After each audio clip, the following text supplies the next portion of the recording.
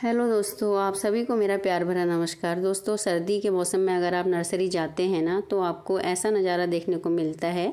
देखिए, ये गुलदाउदी का पौधे हैं जो बहुत सारे पौधे हैं और उनमें कलियां भी बन चुकी हैं। कुछ में बहुत सारे फूल भी आ रहे हैं, लेकिन कलियां बहुत ज़्यादा बन गई हैं क्योंकि ये जो वीडियो है ये नवंबर का है, नवंबर स्टार्टिंग का। तो इस समय पे जो नज़ारा था ये ऐसा था। अभी ये सारे फूल खिल चुके होंगे और नर्सरी में बहुत सारे विंटर के फ्लावर आए हुए थे। सर्दी का मौसम इसीलिए अच्छा लगता है कि बहुत सारे फ्लावरिंग प्लांट हमें देखने को मिलते हैं। सर्दी के जो प्लांट होते हैं वो फ्लावर तो बहुत अच्छे देते हैं, लेकिन वो परमानेंट नहीं होते हैं। कुछ पौधे ही होते हैं जो परमानेंट होते हैं, जैसे कि गुलदाउदी और जैंथस वगैरह को हम परमानेंट बना सकते हैं। तो इतने सारे फूलों को देख के मैंने भी नर्सरी वाले भैया से पूछा था, भैया आप लोग क्या डालते हो? एक छोटे से जो पॉली बैग होते हैं उसमें आपके बहुत सारे फूल खिल जाते हैं। तो नर्सरी वाले भैया ने बताया कि हम लोग जो है बहुत ज़्यादा खाद नहीं डालते हैं अपने पौधों में, क्योंकि हमारे पास बहुत सारे पौधे होते हैं और इतनी सारी खाद हम उनमें नहीं डाल सकते हैं। कुछ खादें हम लोग डालते हैं, कुछ जिससे कि जो पौधे होते हैं काफ़ी अच्छी ग्रोथ करते हैं। और वो खादें कब कब डालनी होती हैं और कैसे डालना होता है वो उन्होंने बताया। तो दोस्तों, आज मैं जो वीडियो लेके आई हूँ गुलदाउदी के बारे में है, जो कि गुलदाउदी को हम कैसे अपना छोटे से पौधे से बहुत सारे फूल ले सकते हैं और कैसे उसको हम परमानेंट बना सकते हैं, और क्या क्या खाद डालें जिससे कि उसमें बहुत ज़्यादा फ्लावरिंग हो, और कब और कैसे लगाना है। दोस्तों, गुलदाउदी का जो पौधा होता है बहुत ही खूबसूरत पौधा होता है और ये विंटर का सबसे ज़्यादा फ्लावरिंग करने वाला पौधा होता है और इसको हम परमानेंट भी बना सकते हैं। जो गुलदाउदी का पौधा होता है वो दो तरह के पौधे हमको देखने को मिलते हैं, हाइब्रिड और देसी। हाइब्रिड जो होते हैं उनके पौधे थोड़े छोटे होते हैं और देसी के जो पौधे होते हैं देखने में लंबाई में काफ़ी बड़े होते हैं। दोस्तों, अगर आप एक बार ख़रीद लेते हैं नर्सरी से तो आपके ये परमानेंट पौधे बन जाते हैं। वो कैसे बन जाते हैं कि अगर हम इनको थोड़ा सा सर्दी और गर्मी से बचा के रखते हैं तो ये हमारे परमानेंट पौधे बन जाते हैं।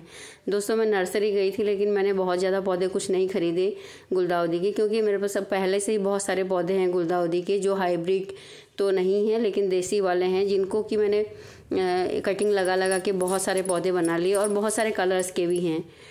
तो मैं 2 पौधे वहाँ से लेके आई थी और उनसे मैंने जाना था कि आप क्या क्या डालते हो। देखिए, मेरे पौधों में भी बहुत ज़्यादा कलियाँ आ रही हैं। वैसे मैं अधिकतर पौधों में जो है गोबर की खाद डालती हूँ, बहुत ज़्यादा बाहर की कोई भी रासायनिक खाद नहीं डालती हूँ। गोबर की खाद और जो घरेलू फर्टिलाइज़र है जैसे किचन वेस्ट है वही सब डालती हूँ। और गोबर की खाद भी हमारे पौधों के लिए काफ़ी अच्छी होती है। और सर्दियों का जो मौसम है उसमें जो गोबर की खाद अगर हम पौधों को देते हैं तो वो बहुत अच्छी फ्लावरिंग करते हैं। और जो गुलदाउदी का पौधा होता है उसको हम अगर बीज से और कटिंग से दोनों से लगा सकते हैं। बीज से भी ये ग्रो हो जाता है अच्छे से और कटिंग से भी। इसकी जो कटिंग है वो लगाने का टाइम है जुलाई अगस्त में। अगर आप अपने पौधे की कटिंग लगा देते हैं, आपके पास कोई पुराने पौधे हैं उनकी कटिंग लगा दीजिए, या फिर अगर आपको कहीं से मिलती है वो लगा दीजिए, या नर्सरी से लाने के बाद में उसकी कटिंग भी आप, अगर बड़ा पौधा है तो उसको भी आप लगा सकते हैं। तो जुलाई अगस्त में लगाएंगे तो सितंबर तक आपका पौधा थोड़ा लग चुका होता है और फिर उसके बाद में उनकी पिंचिंग करने की बारी आती है। पिंचिंग का मतलब है जो उनके ऊपर की टिप होती है उनको तोड़ते रहना होता है, जिससे कि आपका प्लांट बूशी बन जाता है। हाँ, एक और बात बताती हूँ आपको, जब आपको जो पौधे आप कटिंग से लगाते हैं तो उनको जुलाई अगस्त में जैसे आप लगाएंगे तो बारिश का मौसम होता है, तो उस टाइम पे उनको बारिश में नहीं रखना होता है, क्योंकि ये बारिश से पौधा ख़राब हो जाता है। तो कटिंग को लगाने के बाद में आपको ऐसी जगह पर रखना है जहाँ वहाँ पर बारिश का पानी नहीं आता है। और अगर कभी धूप होती है तो तेज़ धूप से भी उसको बचाना होता है, तो आपका जो पौधा है वो बहुत अच्छे से ग्रो करने लगेगा। ये मैं जो है नया पौधा लेके आई थी वो आपको दिखा रही हूँ कि मैं हाइब्रिड, एक ये वाला और एक येलो वाला हाइब्रिड लेके आई थी, और जो देसी वाला है मेरे पास काफ़ी वैरायटी में है। तो दोस्तों, इनकी भी हम कटिंग लगा सकते हैं जैसे से बड़े होते हैं। तो हाँ, मैं बात कर रही थी कैसे लगाना है। उसके बाद जो पॉट की बात करें तो गुलदाउदी को आपको ऐसा नहीं सोचना है कि छोटे पॉट में या बड़े पॉट में लगाना है। कैसे भी पॉट में आप लगा सकते हैं। जब आपका पौधा बड़ा हो जाएगा तो उसको आप बड़े पॉट में लगा सकते हैं, और छोटे पॉट में भी ये बहुत अच्छे से फ्लावरिंग करता है। और प्लास्टिक का या मिट्टी का कोई भी आप पौधा प्लांट ले सकते हैं, बस उसमें ड्रेनेज अच्छे होने चाहिए। जब आपके इसके लिए मिट्टी बनाते हैं तो वेल ड्रेन मिट्टी बनाइए, जिसमें कंपोस्ट की मात्रा भी अच्छी होनी चाहिए। ये 2 पौधे मैंने नए लिए थे इस बार गुलदाउदी की, जो हाइब्रिड वाले हैं, और कोई भी मैंने पौधे नए नहीं खरीदे, सारे ही मेरे पुराने पौधे हैं।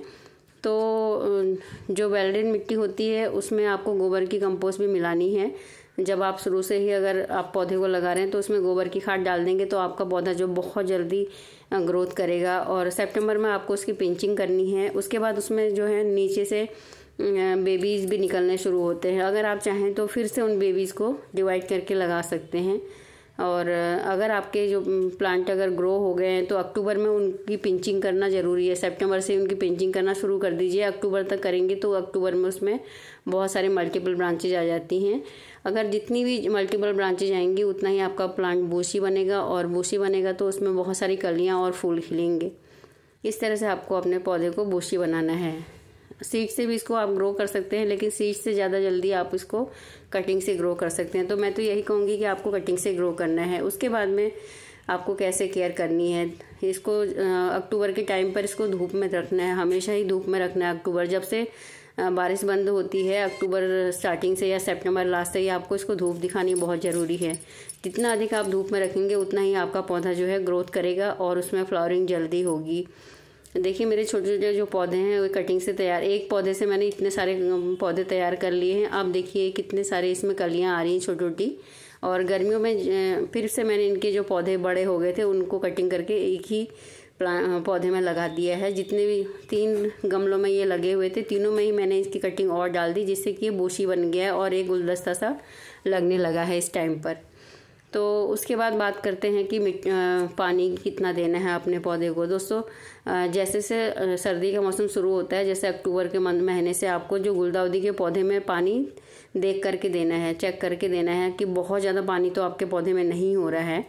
मिट्टी गीली नहीं होनी चाहिए, मिट्टी सूखी होनी चाहिए, मॉइस्चर बना रहना चाहिए, लेकिन मिट्टी बहुत ज़्यादा गीली नहीं होनी चाहिए, जिससे कि आपके पौधे में फंगस ना लगे। गुलदाउदी में जो है फंगस बहुत जल्दी लगती है, जैसे कि मिलीबग लगती है और जो काले काले कीड़े होते हैं वो लग जाते हैं। और काले कीड़े वैसे नुकसान नहीं करते, लेकिन जब ज़्यादा हो जाते हैं तो वो पौधे को चिपचिपा कर देते हैं, जिससे कि हमारा पौधा ख़राब हो जाता है या बीमार सा लगने लगता है। तो उसको हटाने के लिए आपको स्प्रे करना चाहिए। कोई भी स्प्रे कर सकते हैं आप, बाज़ार के खरीदे हुए स्प्रे या घर में बनाए हुए लिक्विड जो स्प्रे होते हैं वो कर सकते हैं।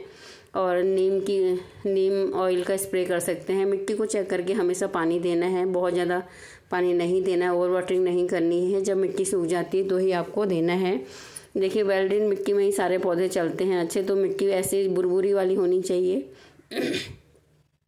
मिट्टी जो है बहुत ज़्यादा टाइट नहीं होनी चाहिए पौधे की, और पौधे की मिट्टी की हमेशा गुड़ाई करते रहना चाहिए। जैसे जैसे हम लोग पौधे की ग्रोथ को देखते हैं तो बीच बीच में उसकी खरपतवार निकालते रहें और मिट्टी को ढीला करते रहें, हल्के हल्के हाथों से गुड़ाई करते रहें। अगर आपके पौधे में जगह है गुड़ाई करने की तो हल्के हल्के हाथों से कर सकते हैं, और नहीं तो एक पतली सी स्टिक लेके भी आपको आप पौधे की जो है गुड़ाई कर सकते हैं। देखिए इस टाइम पे जो है सितंबर में मेरा पौधा इस टाइप का था, इसमें धीरे धीरे कलियां बननी शुरू हो गई थी। और ये जो गुलदाउदी का पौधा है वो फ्लावरिंग करने में बहुत ज़्यादा टाइम लगाता है, कलियां बनने में टाइम लगाता है, और उसके बाद कलियां धीरे धीरे कम से कम 1 महीना ये लेता है खिलने के लिए। तो आपको धैर्य रखना है कि आप ये नहीं सोचना है कि हमारे पौधे में अभी तक कलियां नहीं आई या फूल नहीं आए, कलियां बन गई हैं फूल नहीं बन रहे हैं, क्यों नहीं बन रहे हैं। बहुत इसमें टाइम लगता है, और जब एक बार खिल जाते हैं तो कम से कम 2 महीने तक अपने जो पौधे हैं उस पर लगे रहते हैं। तो अगर आपको पौधे पर लगे हुए फूल अच्छे लग रहे हैं तो रहने दीजिए, नहीं तो उनको कटिंग कर सकते हैं। जब आपके पौधे हल्का सा कलर चेंज करने लगते हैं तो उनके फूलों को आप कट कर सकते हैं। उसके बाद आप में इसमें नई ब्रांचेज आ जाएंगी और नए फूल फिर से आना शुरू हो जाएंगे। ये देखिए पहले ये ऐसा था, और मैंने थोड़ी सी खाद डाली। हर महीने में मैं 15-15 दिन में गुलदाउदी को कोई न कोई खाद देती हूँ, जैसे गोबर की खाद, वर्मी कंपोस्ट, क्योंकि ये बहुत ज़्यादा हैवी फिटर प्लांट है।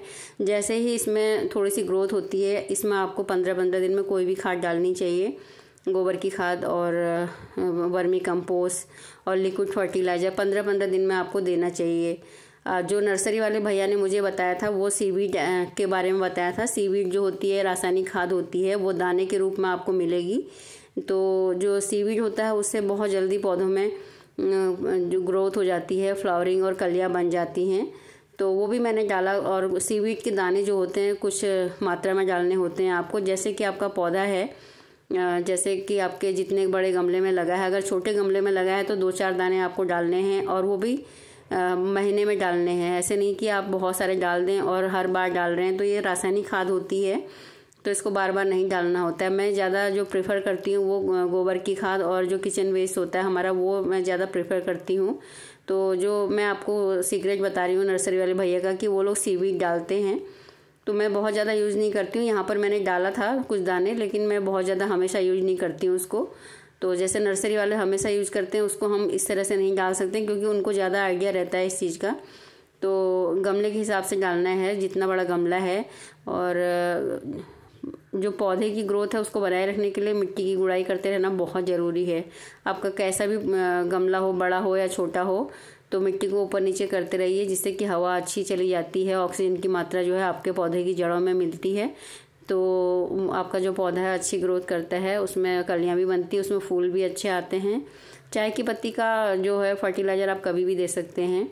चाय की पत्ती को आप लिक्विड रूप में भी दे सकते हैं और ऐसे भी आप मिट्टी में डाल सकते हैं। ये गोबर की खाद है जो कि मैं 15-15 दिन में अपने पौधे में डालती रहती हूँ। ये हमारे पौधों के लिए सोना होता है, तो इसको आप देते रहिए। और गोबर की खाद में गर्मी होती है और सारे पोषक तत्व जो होते हैं, नाइट्रोजन, फास्फोरस, सारे ही जो तत्व होते हैं, ये इसमें मैग्नीशियम वगैरह सभी कुछ रहता है, तो ये हमारे पौधों के लिए बहुत ही अच्छी होती है। इसको आप डालते रहिए। उसके साथ में मैंने थोड़ा सा डाला था जो नीम की खली है। नीम की खली फंगस वगैरह से हमारे पौधों को बचाती है, क्योंकि इस टाइम पर ओस अगर ज़्यादा लगती है तो नीम की खली से फंगस से लगने से बच जाएगा। और ये सीवीड है, इसको आप अपने गमले के हिसाब से डाल सकते हैं। छोटा गमला है तो थोड़े से कुछ 4-5 दाने डालिए, और बड़ा गमला है तो 6 से 7-8 दाने, जितने भी आपके गमले हैं उसके साइज हिसाब से डालिए। और उसके बाद है ये जो किचन वेस्ट निकलता रहता है, ओनियन पील और गार्लिक पील, बनाना पील और ऑरेंज के छिलके, इसमें नाइट्रोजन, फास्फोरस, कैल्शियम और विटामिन सभी कुछ होता है, जो हमारे पौधों में फ्लावरिंग के लिए बहुत ज़रूरी है। नाइट्रोजन और फास्फोरस बहुत ज़्यादा ज़रूरी है हमारे पौधों में फ्लावरिंग के लिए। तो इस तरह से अगर आपको तैयार करते हैं अपने पौधों के लिए लिक्विड, उसके बाद में इसको पानी में मिला दीजिए और अपने पौधे में दे सकते हैं। सारे ही पौधों में आप दे सकते हैं। फ्लावरिंग प्लांट जो हैं आपके, और सदाबहार जो एयर प्यूरिफाइंग प्लांट होते हैं शो वाले, उनमें भी दे सकते हैं, सब्जियों में भी दे सकते हैं। और कोई भी आपके घर में जो पौधे हैं उनमें सभी में इसको दे सकते हैं। ये कोई भी नुकसान नहीं करता है और काफ़ी अच्छी खाद होती है हमारे पौधों के लिए। और उसके बाद में आपको ये सब रिजल्ट, ऐसा रिजल्ट देखने को मिलेगा गुलदाउदी में। देखिए, गुलदाउदी का जो फूल होता है बहुत ही प्यारे होते हैं और 2 महीने तक कम से कम आपके गार्डन में लगे रहते हैं। अगर आप चाहें तो इनको हटा सकते हैं, कट कर सकते हैं। दोस्तों, अगर वीडियो पसंद आए तो लाइक कीजिएगा। Thank you.